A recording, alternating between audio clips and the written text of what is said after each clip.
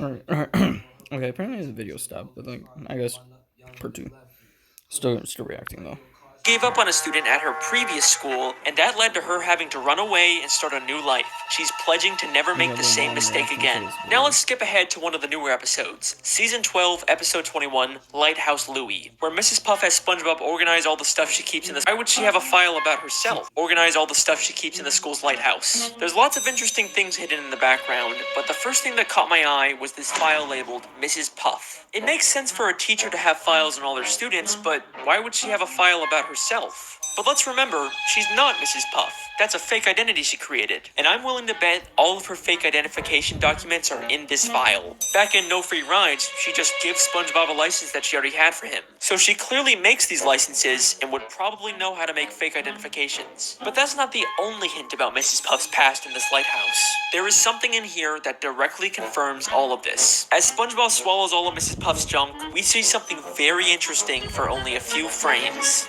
Deranged boat teacher makes getaway. 10 seasons later, and the creators are still hiding here that directly confirms all of this. As SpongeBob swallows all of Mrs. Puff's junk, we see something very interesting for only a few frames.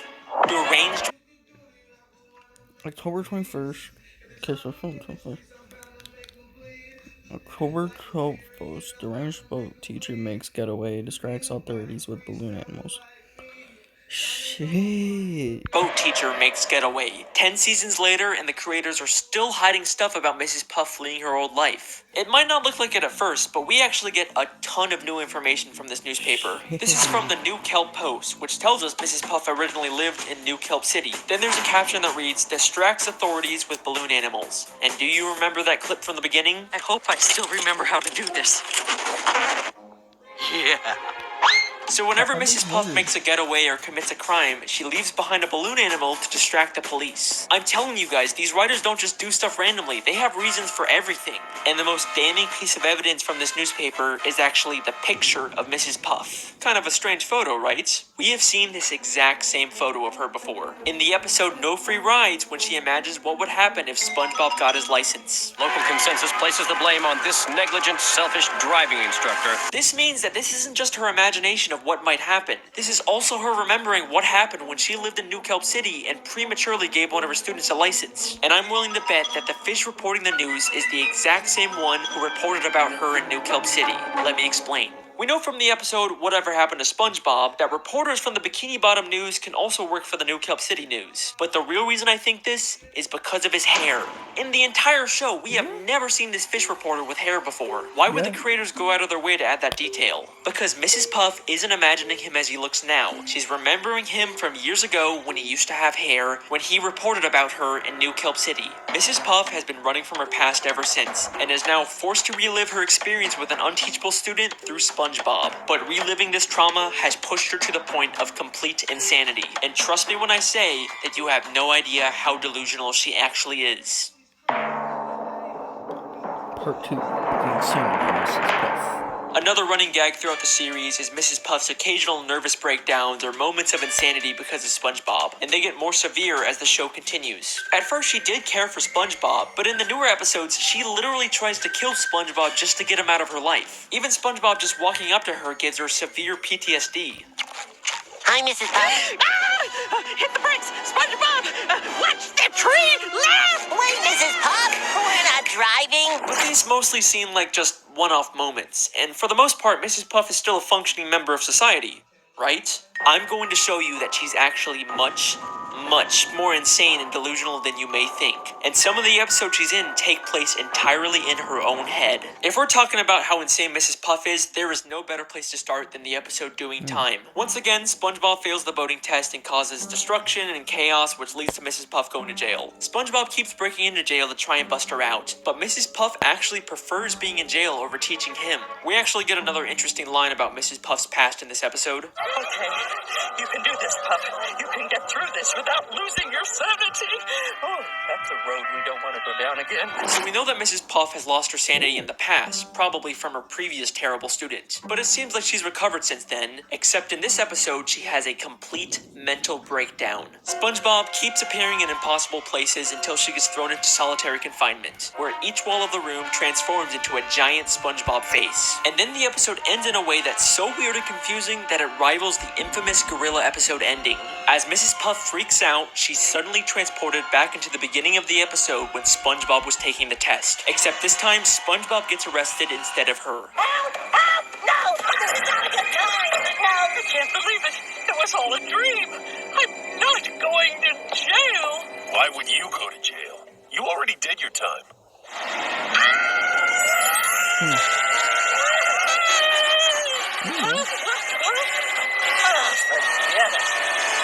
So what's really going on in this episode? Was the ending all in her head? Is Mrs. Puff just caught in an endless loop? I think this entire episode is inside of Mrs. Puff's head, and she's actually on the outside the whole time, but she's been imagining herself inside of prison. I can explain. Listen closely to what the police officer tells Mrs. Puff. I'm not going to jail. Why would you go to jail? You already did your time.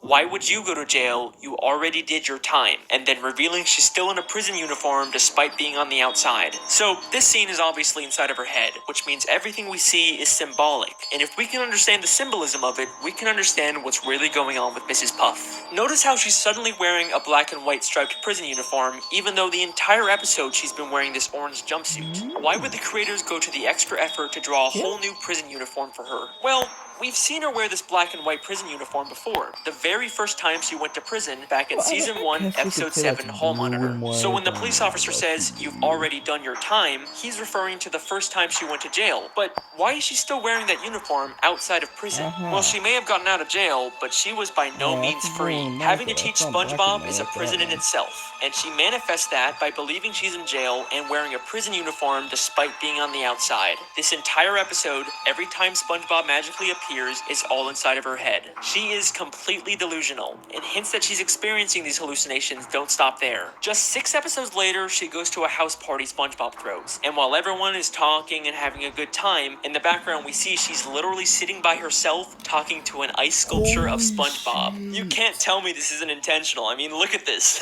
Now, back in the episode No Free Rides, there is a very strange picture inside of Mrs. Puff's home. It's a picture of Mrs. Puff inside of a picture of Mrs. Puff inside of a picture of Mrs. Puff, creating an infinite loop. This is something that has confused SpongeBob fans for years. But like everything in the show, there is a reason for it being there. One of the SpongeBob storyboard artists actually called it the biggest mystery in the entire show. If you think about it, this is just like the end of Doing Time, where she's stuck in an infinite loop of SpongeBob failing the driving test. Because it's all symbolic of what her life is, just an endless cycle of SpongeBob taking the test and failing, and no matter what she does to try and escape, she always ends up back in the same place at the end of the episode. So this picture is another symbolic manifestation of what she's feeling. We even see another one of these pictures all the way in season 9, episode 5, Bumper to Bumper. This is something that the show is consistently alluding to. Mrs. Puff is an unreliable narrator, and anything we see with her could potentially all be inside of her own head. In fact, I believe I found another episode that takes place inside of her head. In season 9, episode 17, SpongeBob Long Pants, SpongeBob goes to a different boating instructor and actually gets his license. But as soon as he does, we briefly cut to Mrs. Puff waking up. You pass. I finally got my driver's license! Lock your doors, bar your windows, it's the end of the world! Now, this seems like it's probably just a throwaway gag where Mrs. Puff somehow senses that SpongeBob got his license, and it causes her to wake up and freak out. You know, it's a good bit, it's funny, but I have a question. If the joke is that she's supposed to be waking up at the exact time SpongeBob gets his license, how come she wakes up at night when SpongeBob clearly gets his license during the day? Because this entire episode actually takes place inside of Mrs. Puff's head. And this is the only part of the episode in the real world.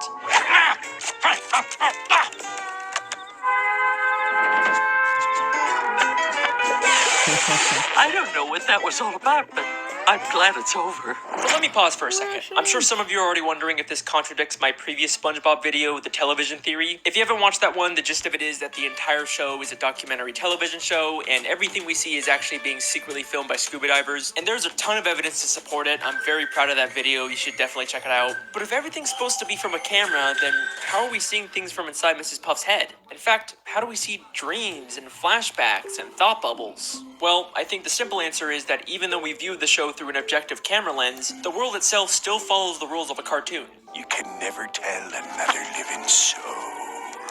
Wait, hold on! What's that? My pen is out of ink. Plankton! You'll never get me formula, not even in a flashback. In the world of SpongeBob, you can imagine something and other people can still see, record, or interact with it because that's just how cartoons work. Back to the theory, we know that her insanity has caused her to live a life of delusion, but if you remember back to the Lighthouse episode, she's also become an extreme hoarder, and looking at her collection of junk is like a look directly into her mind, so there's gotta be something we can learn about her from it. There's a picture of her boyfriend, Mr. Krabs, the hall monitor belt she gives her students, the mean drawings her students make her, SpongeBob's diary, a boating safety helmet. Wait, Diary. SpongeBob's diary? Why does she have SpongeBob's diary? The last time we saw that, it was safely put away in SpongeBob's library. What's it doing in her lighthouse? And why does she have Squidward's painting? And a table from the Krusty Krab? And SpongeBob's bike? And Squidward's teddy bear? And the hair curlers Mr. Krabs had? And that statue of Squidward? And that diamond ring? And that crown? And that bucket of radioactive waste? And that jellyfish sign? Oh my god. Mrs. Puff is a kleptomaniac. Mrs. Puff has been stealing from everyone in Bikini Bottom. I can even prove that her pet snail from season 3, episode 19 was stolen. My snail is up a tree. I've had her since I was a little girl. You've had that snail since you've been a little girl, huh? Then how come that is the exact same snail Squidward had 4 episodes ago in the Great Snail Race? I wouldn't let Snelly here play with that mongrel mutt. She's a purebred. See, she even has her own papers. He even has her paperwork. Mrs. Puff clearly stole the snail from Squidward. But why the hell would Mrs. Puff steal all this other junk? What possible use could she have for any of it? We could find the answer to that question by looking at this green hat and this purple jacket. These were gifts Mr. Krabs bought her on their first date, but she ended up feeling uncomfortable receiving them and gave them back to him. I'm afraid I just don't feel comfortable accepting all these gifts. Except apparently she's not too uncomfortable to steal them back afterwards. So clearly Mrs. Puff isn't stealing this stuff because she wants to use it. She just steals for the thrill of it. Maybe stealing things is her way of coping with the insanity of her everyday life. And remember, this isn't the first time she's gone insane. You can get through this without losing your sanity. Oh, that's a road we don't want to go down again. In fact, I have reason to believe that she started stealing things way back whenever she first went insane. I hope I still remember how to do this. I don't think she's just talking about remembering how to make balloon animals. She's probably also referring to remembering how to steal a boat. And if that's not enough for you, in a SpongeBob comic book, she actually admits that she used to rob banks, and she wears the exact same ski mask. Mrs. Puff lives a completely delusional and miserable life, all because she has to teach SpongeBob how to drive. It's led her to steal from the people she cares about and completely disassociate from reality. But that begs a very important question. If SpongeBob is causing her life to be so miserable, then why does she even keep teaching him? After all the destruction and pain he's caused, she'd totally be justified to expel him, right? I mean, she will literally try and kill him so she doesn't have to teach him, but for some reason she can't just expel him. It's almost like there's someone forcing her to teach SpongeBob.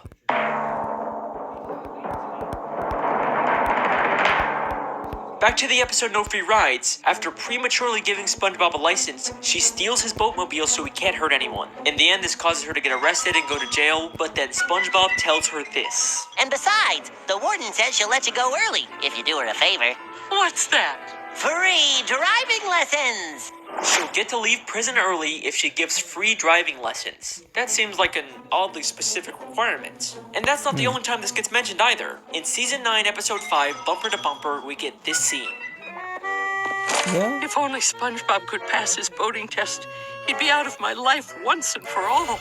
Unfortunately, I keep getting reminded of the consequences if I get too angry with the little nuisance. Consequences? Ooh. Are you telling me that if she refuses to teach SpongeBob specifically, Well, she'll why be is she on violating her probation, parole though? and get sent back to jail? Why does the prison even care if Mrs. Puff teaches SpongeBob? Is it just part of some weird community service? But things start to get really suspicious at the end of Season 7, Episode 5, Summer Job. Once again, Mrs. Puff ends up in jail, but this time she's forced to go to a prison boating school. Oh, wow! A driver's education class! Good day, class! I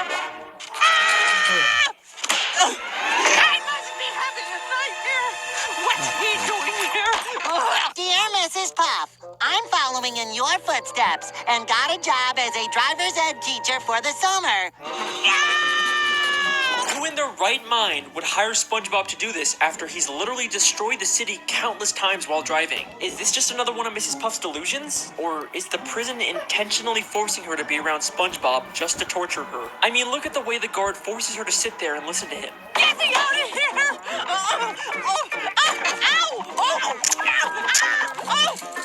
And look at that evil smile he has as he watches her endure this torture. There is something very strange going on with this prison. Then, in Season 10, Episode 8, The Getaway, Mrs. Puff meets a criminal named Dorsal Dan and starts to get romantic feelings for him. This is also while she's still dating Mr. Krabs. Shame on you, Mrs. Puff. At the end of the episode, they both accidentally land in prison, and the warden puts him in solitary confinement. Warden, I found this one pulling up outside the prison.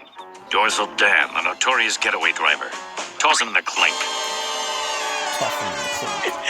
I'll wait for you, my little tender foot. In or out of jail, this prison will stop at nothing to make sure she is alone and miserable. But why? Who's behind all of this? Why would anyone care this much about torturing Mrs. Puff? Who's the mastermind pulling the strings? Well, maybe it has something to do with her old life in New Kelp City. Maybe she crossed someone and they've been plotting their revenge ever since. But I've looked in every single frame of New Kelp City, and there is nothing connecting it back to the prison. I've looked literally everywhere, and there's not a single person from the city that has anything to do with Mrs. Puff. Well, I mean, maybe except for the literal warden of the prison she's being kept in. He may be hiding slightly off screen, but that is clearly the same warden of the Bikini Bottom prison. And this isn't some random background character that the show reuses all the time. He is a very distinct character. You can call me out on the Squilliam video all you want, but not this time. But wait a second. If the warden was originally from New Kelp City, then he'd probably know about Mrs. Puff's dark past and her true identity. So why hasn't he exposed her? He's just kept quiet about the fact that one of his inmates is living a completely false identity. She'd probably even get more prison time when they find out who she really is, so why hasn't he said anything? This is where things get very interesting. So, we know Mrs. Puff prematurely gave a student at her original boating school a license, and that led to them causing chaos and destruction. Maybe this student accidentally did something terrible to the warden, and he's blamed Mrs. Puff ever since. Whatever happened was so terrible that it caused him to move to Bikini Bottom and get a job as the warden of the town's prison. And to his surprise, he finds out that one of his inmates is actually the person he blamed for that terrible thing happening. This works out perfectly for him. He can finally get his revenge on Mrs. Puff by making her life miserable. All he has to do is reveal her dark secret, and she'll be stuck in jail for much longer. Except for one small issue with his plan. Mrs. Puff actually likes being in prison. One day down, 2,528 to go. That's just shy of 4 years without SpongeBob.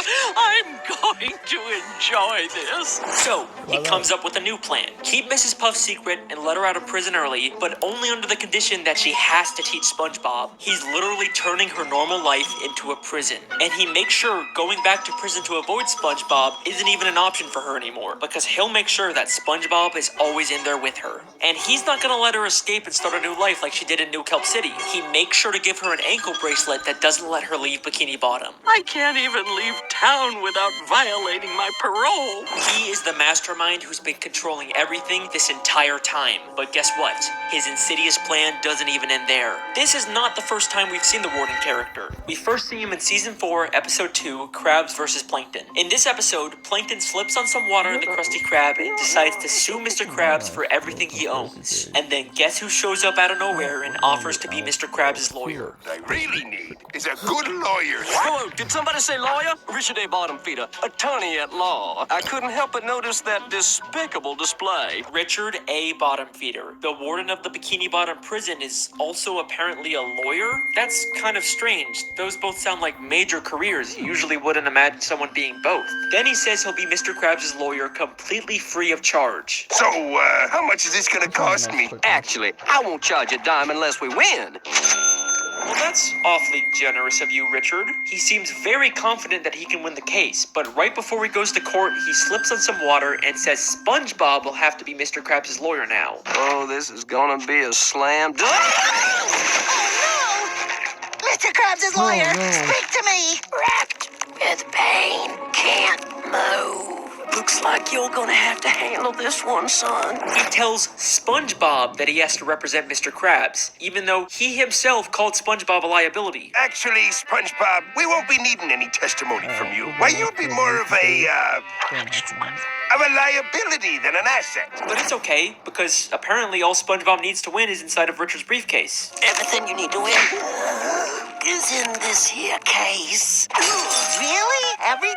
Except when SpongeBob gets to court, he realizes that Richard never gave him the combination to the case. It's, all in here. Really? Yep, right in here. Is there a problem? Your lawyer didn't give me the combination. Either Richard A. Bottomfeeder is the worst lawyer in history, or this is all part of his elaborate plan to ruin Mrs. Puff's life. Here's what I think happened. First, he finds out that Mr. Krabs is being sued, and he wants to ensure that Mr. Krabs loses the case because he wants to destroy any chance Mrs. Puff has at finding love. So he pretends to be a lawyer, even offering his services for free, something Mr. Krabs can't resist. He makes Mr. Krabs feel confident that they're gonna win the case, and then at the last second, he pretends to get into an accident so he can't represent Mr. Krabs. Instead of finding a real lawyer to replace him, he tells the most incompetent person for the job, SpongeBob, that he has to be Mr. Krabs' lawyer, and he gives him a case that allegedly has all the answers in it without actually giving SpongeBob the combination, setting him up for a total failure in court. Richard A. Bottomfeeder refuses to let anyone get close to Mrs. Puff, not Dorsal Dan, and not Mr. Krabs. This guy has squillion levels of hate for Mrs. Puff. But why? What exactly did her previous student do that warrants this much torture? It can't be something as simple as him or his property getting damaged. It has to be something life-changing. Something like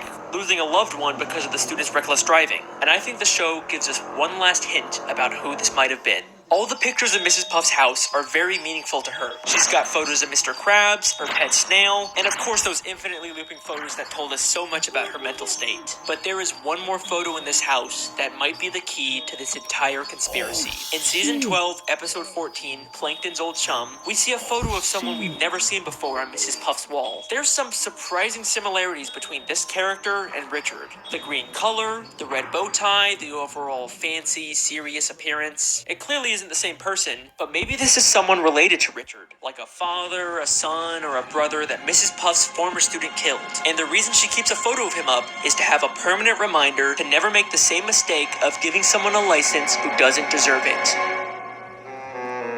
Mrs. Puff is a boating school teacher who once made a terrible mistake that led to the loss of her business, identity, sanity, and any chance at finding happiness. I like to think that there used to be a time when she was happy, back when her husband was still alive. If only he was still around today, maybe she wouldn't have to face all of this on her own. Thank you for watching, everyone. I hope you enjoyed. Is what I would say if I was done, except her husband is still alive. Woo! Let's do this! In the SpongeBob movie, SpongeBob and Patrick travel to a gift shop named Shell City that's full of dead fish turned into knickknacks and ornaments. Except they end up setting off the smoke detector, which activates the sprinkler system and brings all the dead fish back to life, including a very familiar-looking pufferfish hanging from the ceiling. Mr. Puff is alive.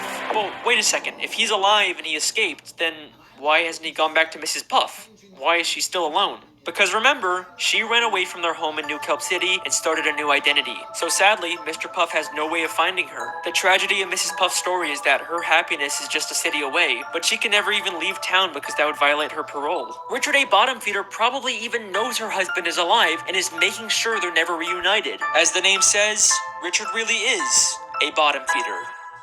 This video took a ton of time and effort to do all the research for, so I really hope you guys enjoy. Thank you for watching, and thanks to NordVPN for sponsoring this theory. Go to nordvpn.com/AlexBale or use code AlexBale.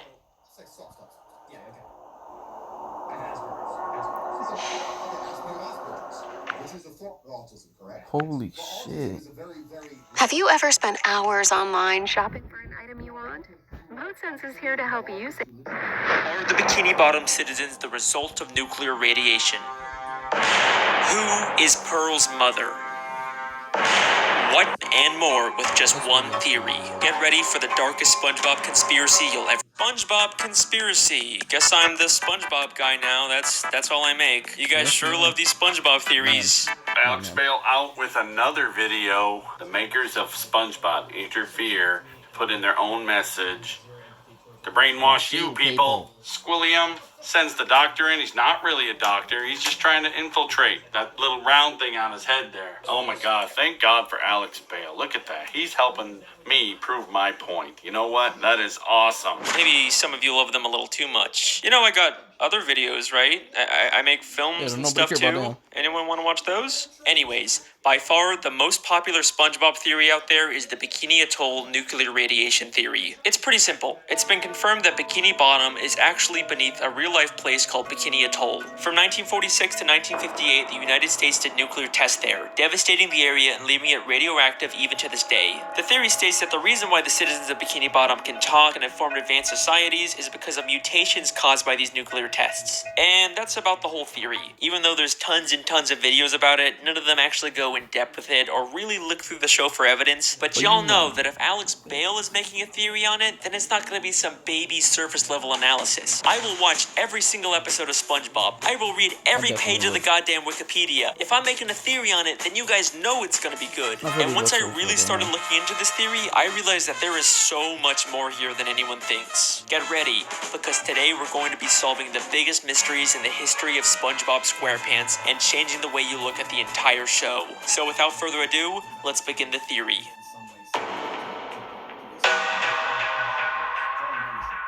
In order to find out whether the Bikini Atoll theory is true, we first have to determine whether fish talking and being so intelligent is unique to Bikini Bottom, or if that's just the way the SpongeBob universe works. You know, it could just be that all animals in this world are able to talk, and that's completely normal because at the end of the day, SpongeBob is still just a cartoon. Well, if we take a look at Season 10, Episode 10, Feral Friends, we get a bit of a hint about how the SpongeBob world works. In this episode, a green moon appears and transforms all the characters into less cartoony, real-life versions of themselves.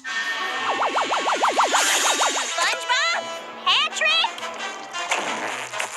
Just like in real life, they can't talk and end up trying to eat each other. The French narrator is watching all this unfold, and he says this very important line. I have been monitoring the behavior of the green moon all day. It is called Neptune's moon. Every 100 years, it de-evolves everyone in Bikini Bottom into primal fish. Every 100 years, it de-evolves everyone in Bikini Bottom into primal fish. So this implies that the characters in Bikini Bottom are more evolved and were once like these primal fish. But this doesn't prove that the evolution only exists in Bikini Bottom. It could still be a worldwide phenomenon. Remember that bonus DVD clip I found in my television theory? It was about humans studying fish in Bikini Bottom because of their intelligence. Land-loving scientists have tried to learn the secrets of intelligence. Their studies led them to the sea, where the citizens of one undersea colony demonstrated a genius so enormous, the scientists felt compelled to record their actions for use in teaching mankind how to live better. This makes it sound an awful lot like the fish in Bikini Bottom actually are uniquely evolved, and it's not some worldwide phase. Then, in the SpongeBob 20-year anniversary special, SpongeBob's Big Birthday Blowout, we get a major piece of evidence for this theory. SpongeBob and Patrick take a tour of the surface world and eventually go to a fish store and see some very realistic, less evolved fish. What kind of monsters would want to keep fish folk in jail like this? They're so beautiful. They can't talk back to SpongeBob and Patrick, and they're actually able to swim freely through the water instead of being affected by gravity. They are clearly showing us that both evolved and primitive fish exist in this universe at the same time. Now, sometimes we've seen Bikini Bottom characters represented as realistic fish like this, but only when they're out of water, never while they're still in water like these fish. We even see this again in the beginning of the third SpongeBob movie, Sponge on the Run. The movie opens with a coral reef full of these realistic primal fish, but eventually we get to Bikini Bottom where the more evolved fish live. So there you go, direct proof that the citizens of Bikini Bottom are uniquely evolved. This is a very deliberate world-building choice for the creators to make. So I guess that kind of confirms the Bikini Atoll theory. Theory confirmed! We did it! Woo! Well, let's hold on for a second. As much as I'd love to call this theory complete, there's actually one major piece of evidence that gives me some resistance. Something I've never seen anyone else bring up when talking about this theory. Prehistoric Bikini Bottom. We've seen episodes like UGG or SB-129 that show Bikini Bottom millions of years in the past, but we still see evolved versions of SpongeBob and Patrick. Sure, they may not be super intelligent or advanced, but they're still clearly way more evolved than the primitive, realistic versions we see in Feral Friends or in the fish store. So, how are we seeing these evolutions millions of years before the Bikini Atoll tests? Well, unfortunately, I think the only conclusion is that the Bikini Atoll theory just isn't true. I mean, clearly something has caused Bikini Bottom citizens to be uniquely evolved, there's no denying that. But whatever caused it took place millions of years ago and couldn't have been the Bikini Atoll nuclear tests. Then, what really caused the evolution? In the entire show, the only thing we've seen that directly affects the evolution of characters is the Green Moon and feral friends. Except the French narrator specifically calls it Neptune's moon. It is called Neptune's moon. Named after the ruler of the seven seas, King Neptune. King Neptune is a character who's been around since the beginning of the sea. He's a character who the Bikini Bottom citizens view as their god, and he's a character who has the ability to change fish into other forms. What the? Oops.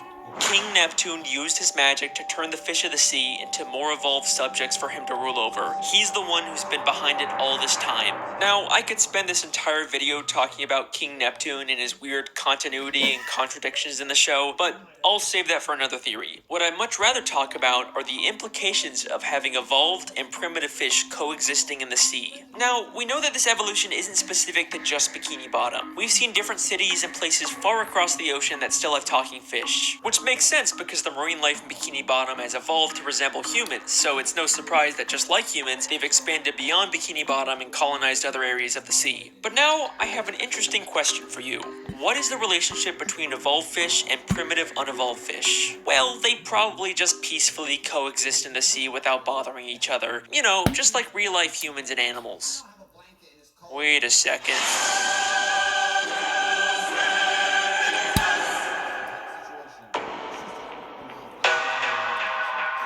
In Season 3, Episode 10, the Krusty Krab training video, there is this hilarious, absurd moment when they're talking about Mr. Krabs. After the war, Krabs stayed secluded in a deep depression that seemed endless. Like, what war happened in Bikini Bottom? They just tell us this and then completely drop it. But with this new context, is it possible that Krabs fought in a war against these primitive, wild fish of the sea? I mean, let's remember in Feral Friends, some of those de-evolved fish were massive compared to the evolved fish, and they immediately started attacking each other. The battle for the survival of the fittest rages on in the animal kingdom. So yeah, in order for the Bikini Bottom citizens to survive and expand, they would probably break into some kind of war. And from the sounds of it, this war must have been pretty brutal to put Mr. Krabs into such a deep depression. But I'm getting ahead of myself. Is there actually any evidence that proves the war Mr. Krabs fought in was specifically this evolutionary war? Well, through the few flashbacks we get, we know that Mr. Krabs served in the Navy. And yes, they were sailing ships on an ocean, even though they're already underwater. This is actually a real-life phenomenon where certain parts of the sea can have a higher level of salinity, and it looks like an underwater ocean. Shout out Miss Parks, my high school marine biology teacher. We also know from maps of Bikini Bottom that the town is surrounded by this underwater ocean. So that places Mr. Krabs' war outside of Bikini Bottom where this evolutionary war would have to take place. Then if we take a look at Mr. Krabs' home, we see it as full of memorabilia from his past days in the Navy. But hidden within here is something that will absolutely blow your mind and answer one of the biggest questions in the show. Hanging there on his wall is a picture of a massive whale next to a ship.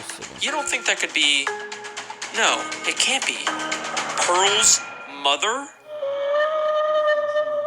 Pearl is Mr. Krabs' whale daughter. The show never really explains how a crab can be the father of a whale, but most people just assume she was adopted. People have been speculating about who Pearl's biological mother is for years, and I think we finally just found our answer. We see 2 photos of this whale on a ship in Season 3, Episode 9, just 1 episode before we find out Mr. Krabs fought in a war. Since this is among all of Mr. Krabs' Navy stuff, I think we can assume that this is something he encountered and not just some random picture of a whale on a ship above the ocean. The whale is massive compared to the ship. We've seen adult whales in Bikini Bottom before, but they are nothing compared to the size of this whale. This has a much closer resemblance to Pearl when she de-evolved in Feral Friends and became massive. So this has to be an unevolved primitive whale, and the picture clearly shows them fighting. Not only does this prove that there was a war between evolved and primitive fish, but Mr. Krabs definitely fought in it. But this also implies something very dark.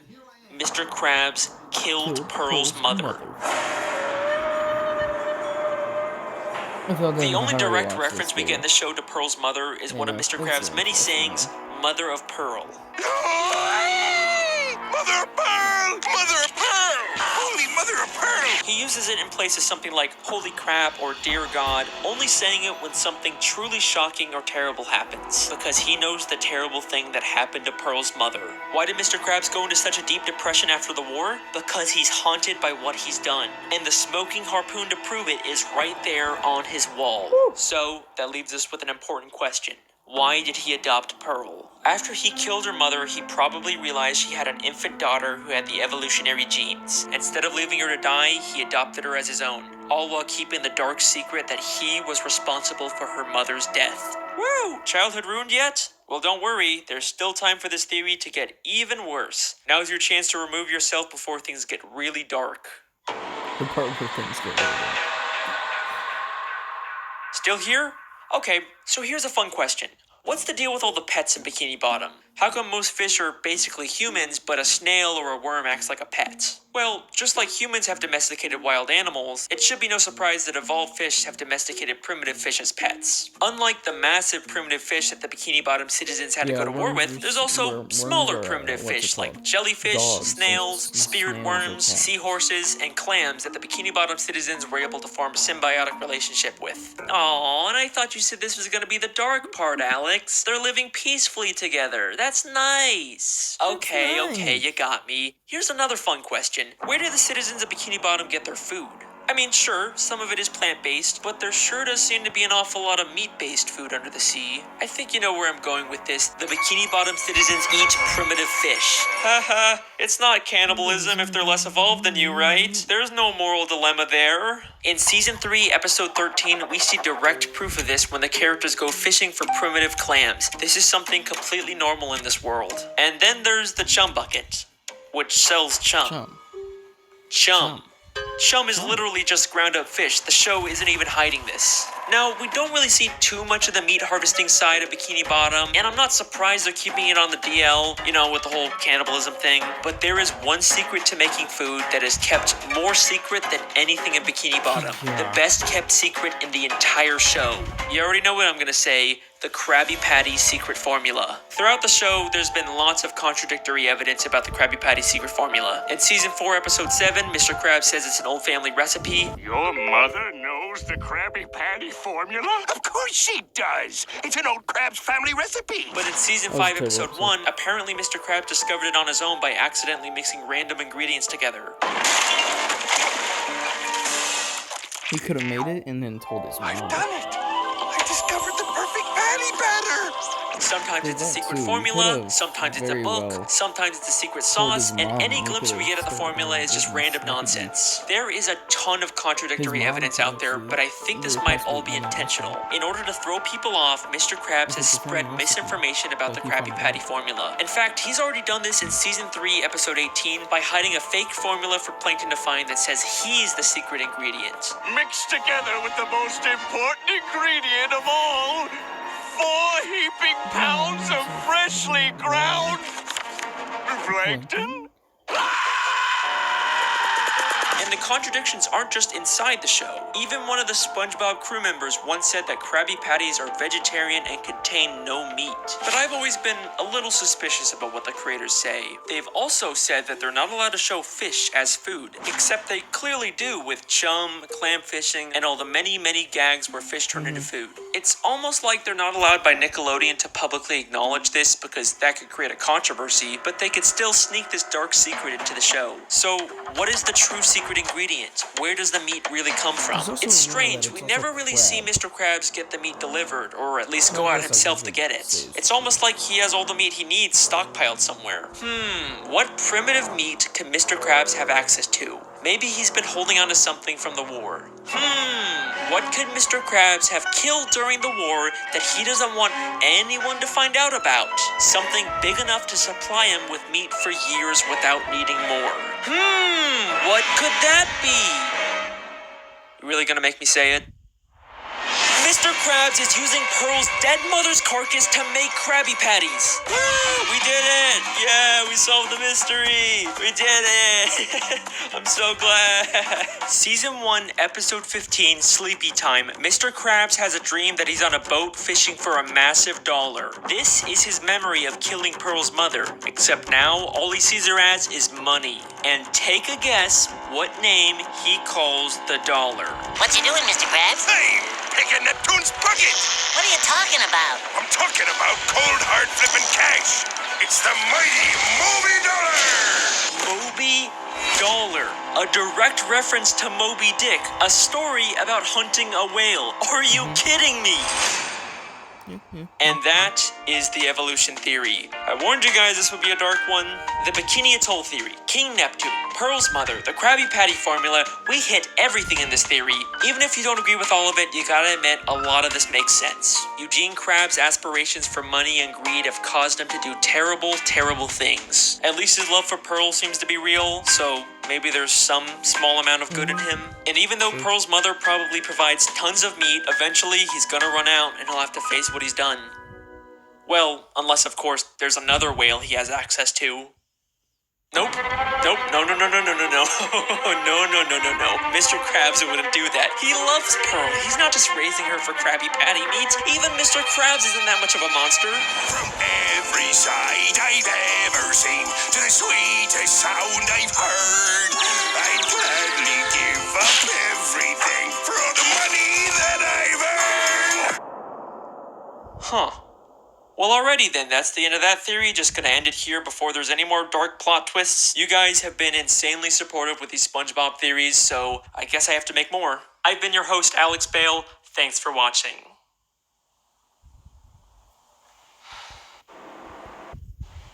I think I'm gonna... Oh no, why? Known as...